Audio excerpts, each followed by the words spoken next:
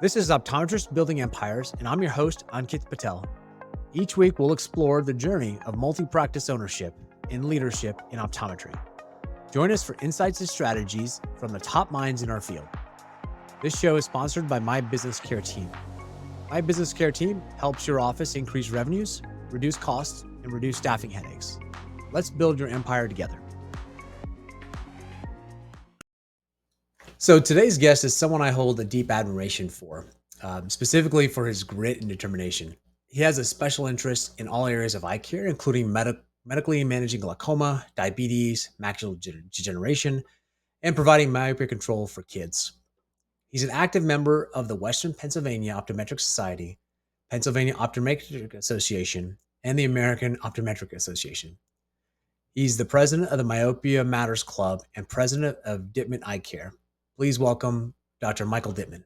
Hey, thank you, Ankit. I'm excited about having this conversation and appreciate the opportunity to talk to you. Yeah, I am too. I think you have some really cool insights from what I know about you. So let's jump in. So what was the most important thing that helped you grow your empire?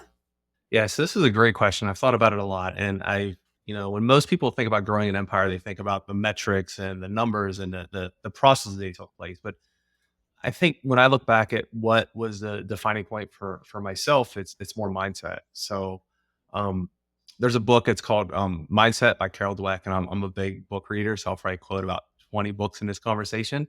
But Carol Dweck talks about different types of mindsets, and she talks about the growth mindset versus fixed mindset. And I don't know if you ever read that book or know anything about it.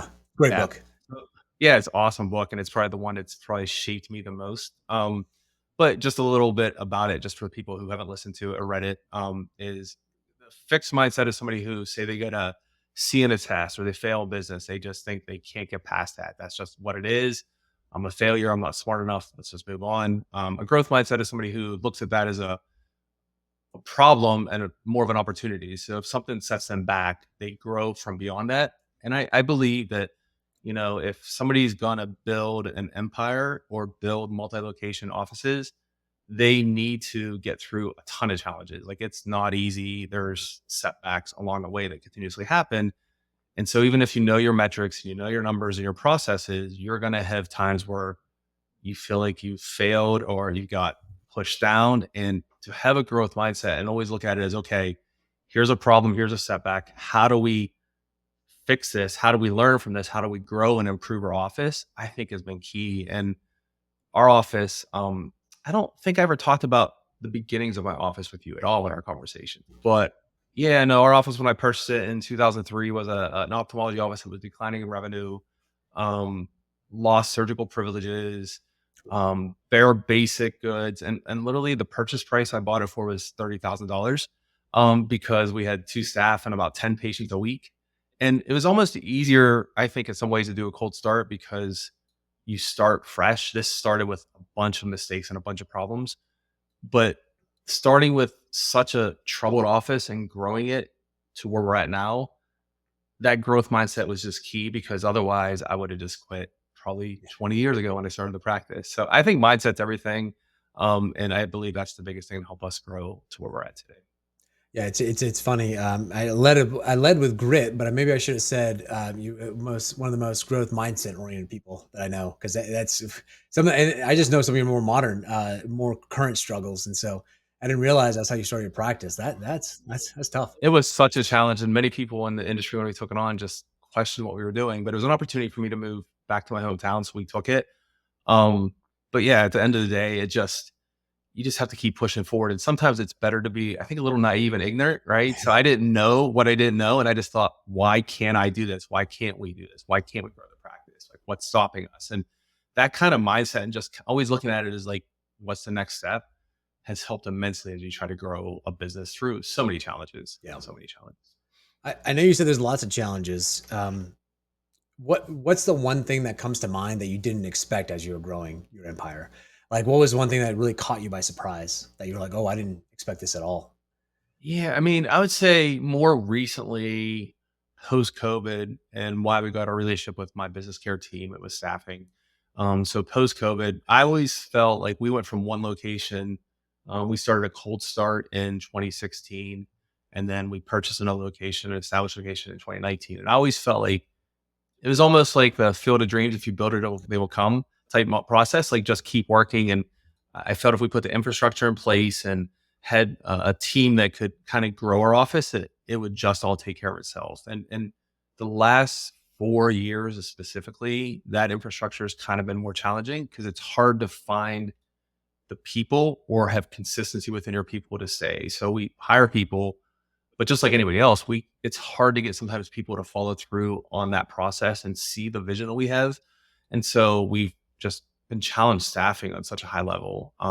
So we decided to outsource a lot more over the last few years. And my business care team was a big part of that. So we use your services for call center and billing. And honestly, it was a godsend when we brought them in because you guys have done well. Like you have taken a process that we were challenged with, we struggled, and once we got the little kinks figured out, just run with it. And then we were good there. So that's probably the biggest challenge more recently. I think earlier on, the biggest thing I didn't understand was how much you had to adapt to scale, meaning that I think you need to really invest in your office at a high rate and not be afraid to make changes. So I think initially I did really good care, really good patient care, treated patients well. And then I started to realize like, wait, if I want to grow this, I need to really take some risk and invest in it. Because if I don't do that, then we're not going to grow beyond where we're at. It's just going to be such a slow, monotonous growth. So I think that was the biggest thing initially that I didn't realize. Where do you think that came that risk? Because you have to take a risk, right, to do that. Where Yeah. does that come from? Where's that drive for growth come from? Where do you think it comes from for you? Yeah. So that's a great question. So I said I'm going to quote 20. I think I'm a number two for So, books. So there's a book by Daniel Pink. It's called Drive, and he talks about how people are motivated. So this is one that I've kind of looked at because I've used it for internal focus on myself and trying to review why I'm like I am and why other people's aren't, but also when we bring team members in. So I've always struggled with like, so why do I want this more than my team? Why do I? And there's some team members that are phenomenal, but some I'm like, I can't get them to take on the same viewpoint and vision. Why can't I get them to grow? And he talks about how people are motivated. And he said initially people were motivated first by like punishment. So like old school is you work for me because I give you a job. You should be happy with that. And that absolutely doesn't apply in today's society, I don't believe. Second was the carrot. So carrot on a stick. So basically, spiffs, rewards, bonuses, monetary things, which help at least initially, but I think long term it's hard to keep that going. People start to expect that. But then he talks about how people are intrinsically motivated. And he talks about for three reasons: autonomy, mastery, and purpose. So for me, it wasn't autonomy. Like I wasn't for freedom of schedule. It initially was mastery. I really truly believe that. I just wanted to be good at my craft. So when I do something for initially, and I don't know where that drive comes, I'd love to understand it, maybe from a background in athletics, but I always wanted to do the best I could. So whether it's running a business or do myopia management, dryness treatments, like I always had this desire to learn a trade, be exceptional at that trade, and just keep on moving. And then what I realized later on in my career that there was a big purpose in our growth. And the purpose was when we talked to people about our growth, it was always three things. It was, I want to grow the practice to give opportunities to my staff that sit with me. So as we grow, then we can give opportunities to our staff that they couldn't get if we were small. We can expand those opportunities to more people. So if we grow to multiple locations, then more staff has opportunities for employment with us, which has always been phenomenal. And then to our patients, there's a purpose of as we grow, we can add more specialty services like IPL, myopia management, scleral lenses. And so it lets us kind of have this purpose of we can be really good at our craft. We can increase our purpose and help more people in the local community. And then on the third note, I guess I get a little more autonomy as we grow too. So it's helped in that way. The drive and where that drive comes from and how I have that mastery drive, I don't know. I don't know if it's nature versus nurture. If you know that, I'd love that. I'd love to have that answer because I don't. What I can tell from the research, a lot of it is there's environmental factors, but a lot of it is nature, from what I can tell. Now, I don't know either. I think I'm very similar to you. Like I do things just because, like, can I do that? Is it something Yeah. that's interesting, right? It piques my interest in my I feel like I'd be challenged by it. So yeah, it's And you can see that cool. with your business, right? Your business has grown exceptionally. So I think you had a problem you looked at it as an opportunity within your own staff. And if I'm allowed to talk about what Yeah, I know about your business, yeah, yeah, I mean, you had a problem within your staff and you said, how can I create this solution for this problem? And then you build it beyond that and now have that purpose of how you can help other people within the community and kind of expand that. So it's a similar type of growth. And I think that's probably with a lot of businesses that grow beyond where they're initially at, how they have that kind of same focus. yeah. But I'd love to know how we have that drive or how certain people do, because that's the $1,000,000 question. It really is. You know, we've done all sorts of assessments and things, and it tells us if someone might have that drive. But you know, every time I do one of these, I'm like 99th percentile in terms of drive. So like, I feel like, okay, no matter who is going to come in there, it's going to be tough to find folks who are going to drive at the same level. So it part of it for me is just accepting. And you know what? Try to find out what's good with folks and how I can leverage their strength as best as possible. So Absolutely. I remember Damon Johns quoted or said at one point early in his career, he lost a lot of team members because he said he realized that his drive was greater than what his staff's drive was. And that's something I had to go through too, is sometimes you push them too hard because you want it more than them. And you have to realize that like that's why they're not the business owners you are, and have to kind of give them a little bit more understanding and peace in those situations. yeah, I guess you know you touched on it a little bit with how you're dealing with staff costs, staff availability, and billing and filing and insurance. Are there any other things that you're doing around that that's really been helpful for you all? Whether it's your hiring practices, whether it's sourcing, outside of using someone like My Business Care Team, what else are you doing?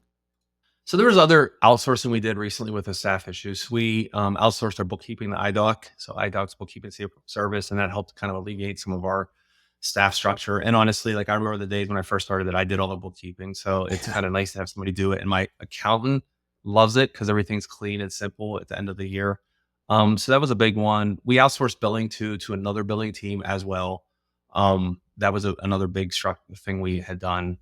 Besides that, I think we've just tried to honestly, like a lot of other people, get by with less people and try to be more efficient within our office. I think that's happened for a lot of offices, but we've just tried to get by with less. And the numbers of staff we have now are just less per patient, but we're able to get by. It's just not the same as it used to be. Mm.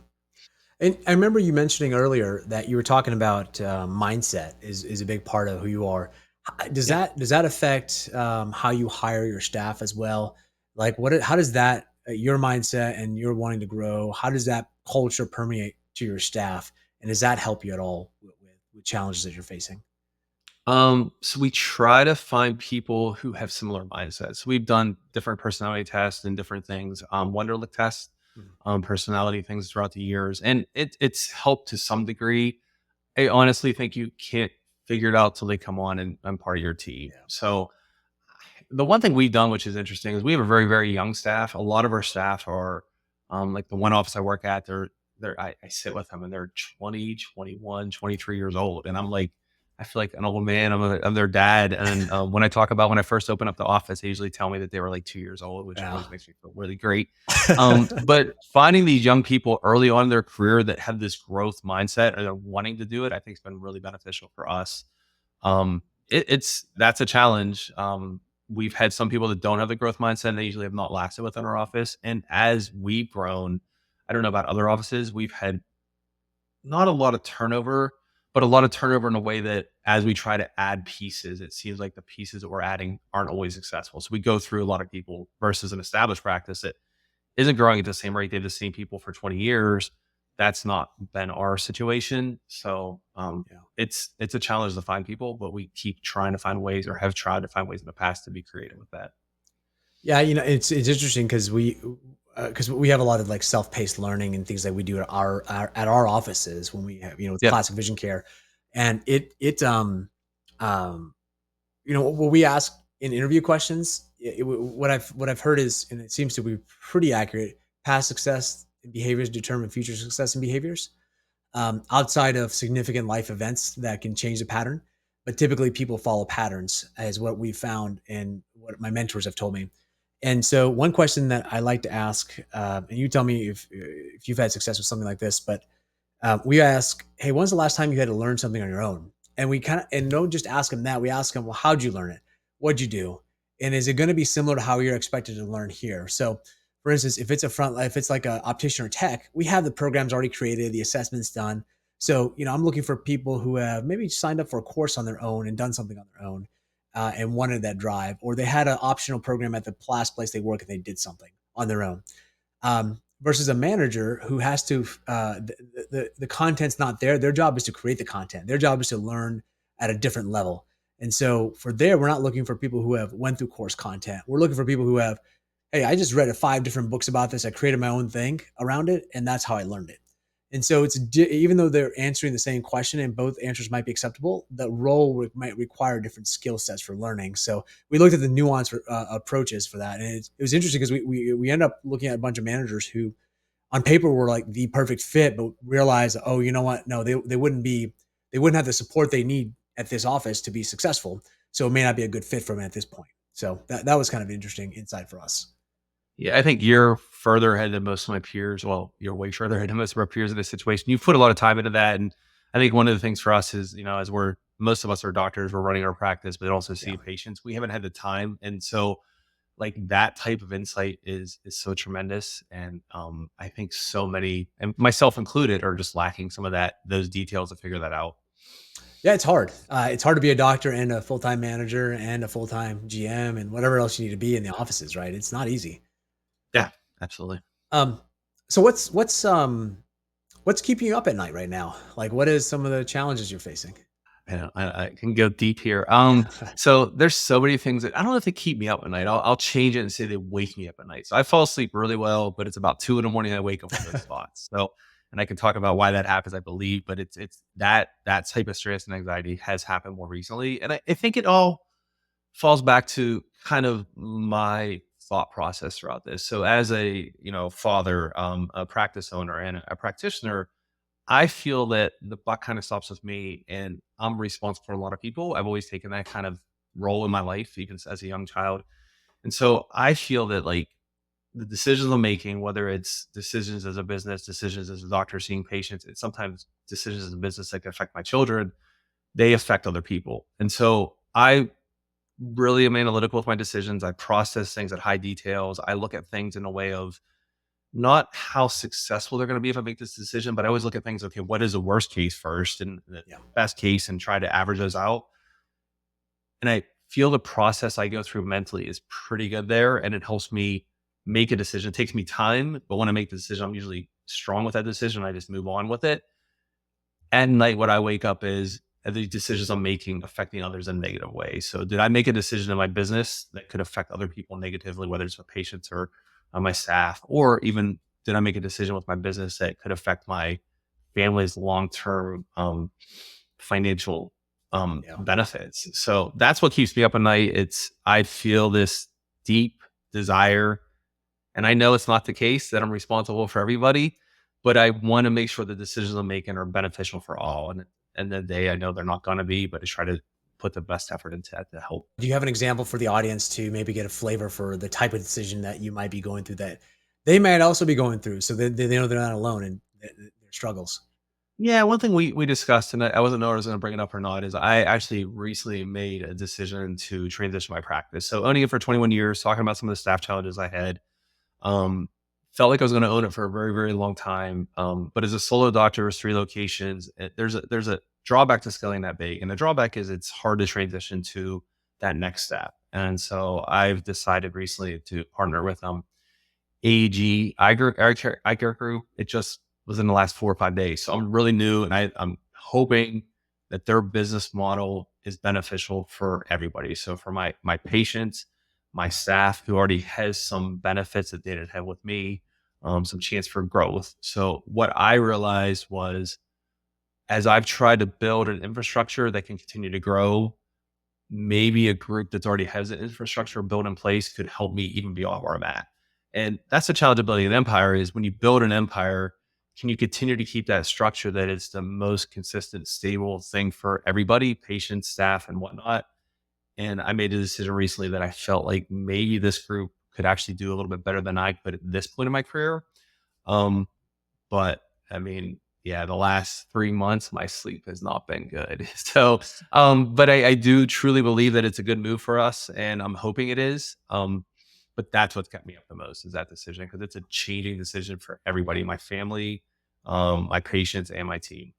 Well, I appreciate you sharing, and congratulations. I think that's still a tremendous because like those groups don't, you have to have something that's attractive for someone to partner with you like that. So that speaks highly of your skills and what you've built over the years there. So Yeah, thank you. I mean, it's partly like we discussed earlier. It's when you build a practice, there has to be a end term for that. And this seems like a good move for me. I know that in some contexts, some colleagues aren't always pleased with these decisions. Um, but I think there are room still for a lot of different aspects in optometry. And I hope that this move is good for our patients and our staff. that's awesome. Well, Yeah. and just I don't think we covered it yet, but how many locations do you have? So we have 3 locations Okay, currently. gotcha. Yeah. And so yeah, that's it's no small feat for sure. Um, Yeah. let's change gears a little bit. What are you excited about in the future? Either the future of optometry, your business, whatever that might be. What excites you the most? So optometry is easy. And again, book number 3. So do you know Peter Attia? I do. I follow him. I And subscribe to his podcast. yeah, Yeah, absolutely. And did you read the book I Lifespan? have. Yeah.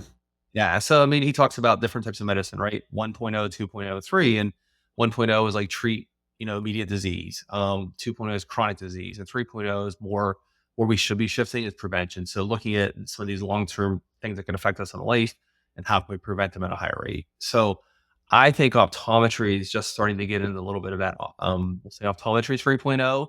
And the two things that I think are just I'm so passionate about right now are our myopia management program, and then we do advanced dryness with IPL.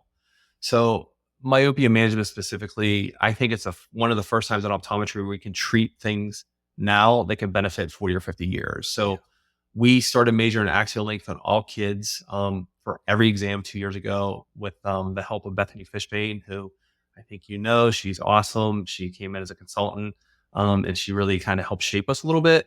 And so we now have 2 years plus the data of every kid's eye length. And so we can take kids whose eyes are progressing from a growth chart. And I can literally tell parents, like, look, your child's eyes are progressing further than they should. We used to think of myopia as a disease of glasses, contacts, but now it's eye lengthening. And by treating your child and minimizing this disease, this course, we can lessen their risk for things like retinal detachment and glaucoma. So taking something that could be an issue and preventing it for 40 years is like I'm so passionate about that. Yeah. And then IPL and dryness is the same thing, right? So IPL is for my meibomian glands, and we scan with meibographies. And so we can look at people's tear glands and say, hey, even if you're not symptomatic now, you have loss. And if we treat this today, you're going to be better off in 10 or 15 years. So, like, those two aspects of optometry are just beyond what we've done previously of treating. And we're great at treating disease, but can we take it the next step? And so that it's my lifestyle and it just fits into like where we're going at in optometry as well. Yeah, I think I have to echo your sentiments. As my wife's the OD, and so she 100% agrees with you as well.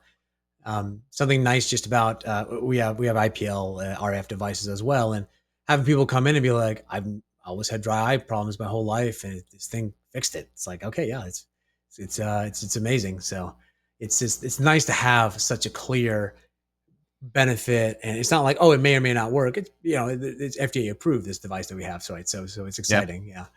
Um, let's shift gears a little bit. Um, I want you to take me back through maybe 3 or 4 points in your life where you felt contributed to you having that drive that you had, that you wanting to build your empire. Like, it can be when you had a lemonade stand when you were 6, right? Or it can be, college class or something. Like, can you kind of highlight to me maybe 3 to 5 or 3 or 4 or 5 different points in your life? There's a couple of things. So one of the drive, I definitely think, and I've found this to be true, is I've had an athletics background. I wasn't a phenomenal athlete, but I did a lot of sports in high school and I played football in college. And I think playing, especially football, I always say if I was a little bit bigger, faster, stronger, more athletic, I would have been good at football. So I got to play in college for 3 years. And I think working with maybe, I don't want to say limited ability, but maybe some limited ability, to be honest, and just kind of keep working and pushing and getting to a point where I was somewhat successful. I think that type of mindset, just growing up playing athletics, has helped tremendously. So it just taught me goals. It taught me to keep working and keep improving. Many failures along the way, but just kept pushing forward and just keep seeing sometimes the benefit if you keep pushing through that. So that was a huge one for me in forming my drive. Um, the other thing I think that's helped us in getting to our practice was buying. I mean, just buying that practice initially when I did, the way it was set up and how we were so challenged just with our practice in the way of financially and just the equipment, the setting, and just pushing forward and then seeing a little bit of improvement. And along that path, there was a class I went to through SIBA Vision in 2008, where I got to meet some people who were who already built empires at that point. So they invited me. I think we were doing about 400,000 in revenue at that point, and I got to talk to many owners who are at the point I'm at now, and they just kept stressing to me like, "Hey, you can continue to do this. This would be successful for you." We were all there, and hearing from my peers who were like on this top level, and I wasn't there. Hey, you can do this. This is attainable for you. Was just huge in my mindset because it made me say, "Hey, wait, I think I can do this." And we really shifted our practice at that point. Interesting. Now, was that in Dallas? I think the Alcon does something similar. Is It that was in was Dallas, not? yeah. You're the second person that we've interviewed that's talked about that program. Yeah, and Yeah. I think they told me too, like there was only so it was mostly for really successful practices and high level practices. And what they told me at that point they were allowed to do, and it's a little more difficult now in today's world, but they were allowed to take a few people who they thought had future opportunities to do that and kind of support them. And so if that was what they did with me, because I know I wasn't at the same level, it was so phenomenal along my growth and just helped me so much. Yeah, that's so I hear some themes of just having that so sports is great for feedback. It's very objectively if you're doing a good job or not very quickly, and having that grit to fight through that. And then I heard the mentorship, and then the just seeing that it could be done from Yeah. some other folks, and just being having that belief, and then just being curious. And when you got your practice, it was like, okay, well, how do I do this? And what do I go? So the combination of the grit, having that possibility, and just being curious about how to keep expanding it. Is that did I miss anything there? Is there something that I might have missed as far as an insight goes?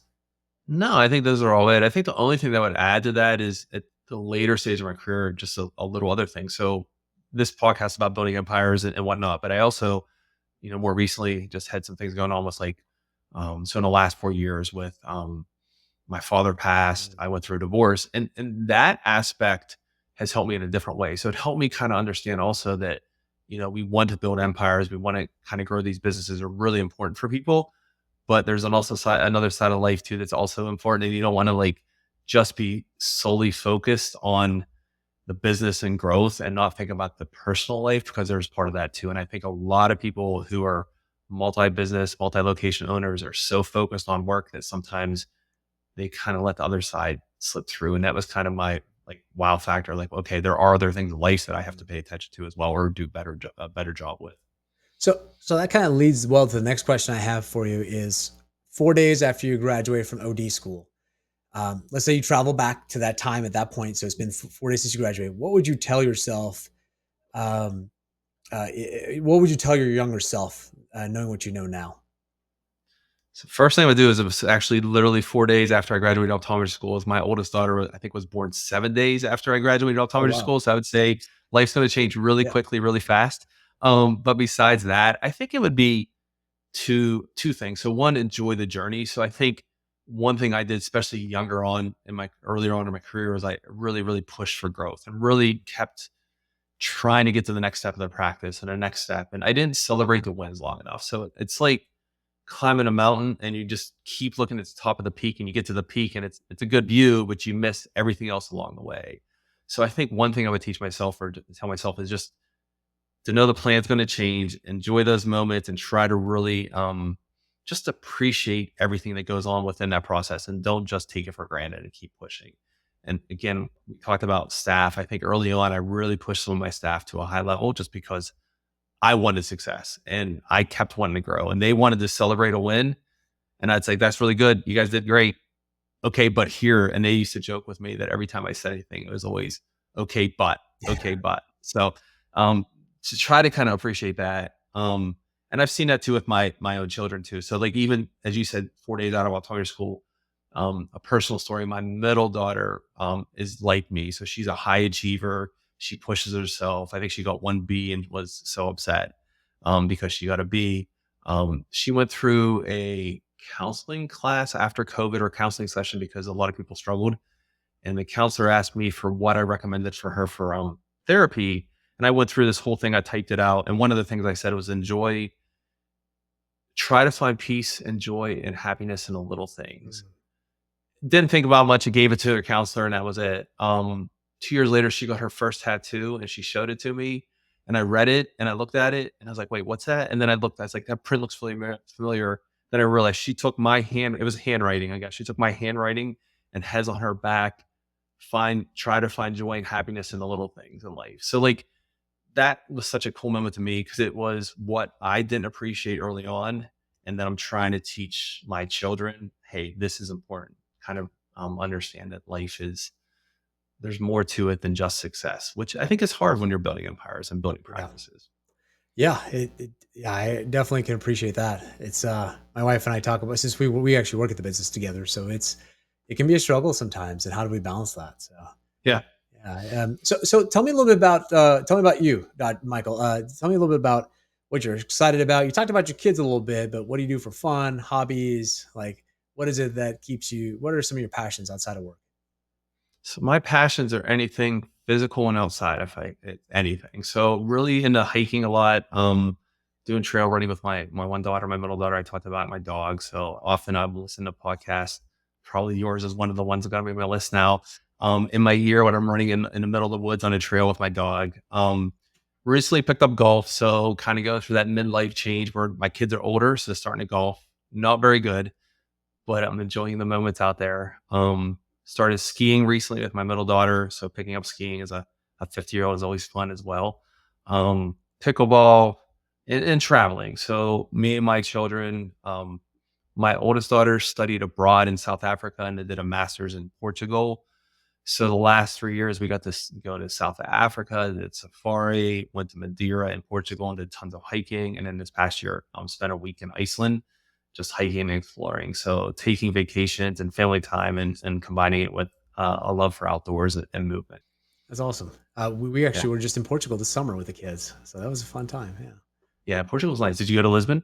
We were in Lisbon and Sintra for the whole time there, so Yeah. it It's was beautiful. nice. Yeah, it was a good Yeah. time. Cool. Highly recommended for everyone. So it's a nice, close enough to East Coast of the U.S. So Yeah, friendly. Madeira is an island off of Portugal. It's Mhm. part of Portugal, but it's more of kind of closer to Africa and Yeah, Morocco. But definitely a lot of hiking, outdoor activities, and people like that as well. nice. So thank you again for being on the show. And people, so I have a few places where people can find you. They can find you on your LinkedIn page, which will be in the show notes, as well as your company website, dittmaneyecare.com. And so I wanted to thank you again, Dr. Michael Dittman, for being on the show. I appreciate it. It's been fun. Yeah, and thank you again, audience, for listening. And if you learned something today or laughed, just please tell someone about the podcast and share it. And thanks again, Dr. Dittman, and we'll see you all next time on Optometrist Building Empires. Take care. That's a wrap on another episode of Optometrist Building Empires. Thanks for joining. For show notes and more, visit buildingempires.live. This show is proudly sponsored by My Business Care Team. My Business Care Team was born out of staffing challenges my wife and I faced together, managing multiple optometry locations. We refined our approach at Classic Vision Care and now offer our expertise to others. If you're experiencing challenges with staffing and you'd like to set up a discovery call, we'd be happy to help you and connect you with the right resources. We'll see you next time.